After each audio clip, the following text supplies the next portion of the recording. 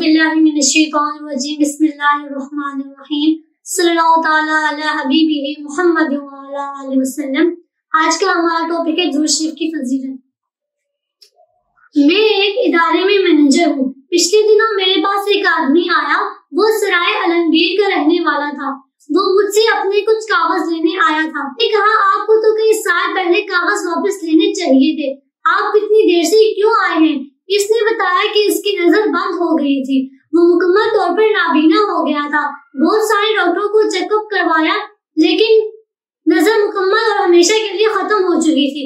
मेरी दुनिया तारीफ हो गई, कारोबार खत्म हो गया, मैं घर तक महदूद हो गया।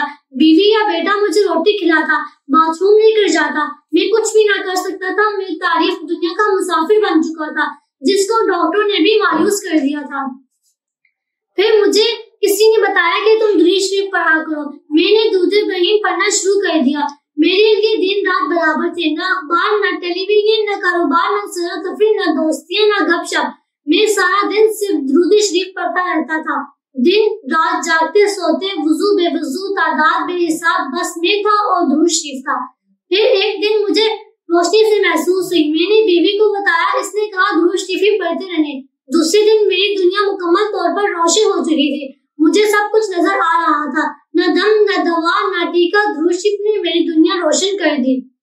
आज मेरा कारोबार भी है, सफर भी करता हूँ, अखबार भी पढ़ता हूँ, ऐने की भी जरूरत नहीं पड़ती। अल्लाह को याद करें, अल्लाह का होकर फिर देखें, हर इसम इसम अज़म होता है। दुरूद पाक को अपनी जिंदगी का हिस्सा बना लें। हर हाल में इतना टाइम जरूर निकाला करें कि आप इस फुर्सत के लम्हे में इसकी इबादत के साथ, तवज्जो अज़म के साथ दुरूद पाक जो है वो हुजूर नबी करीम सल्लल्लाहु अलैहि वसल्लम की बारगाह अक़दस में भेज सकें। उम्मीद है कि आपको वीडियो पसंद आई होगी। बहुत शुक्रिया। अल्लाह हाफ़िज़।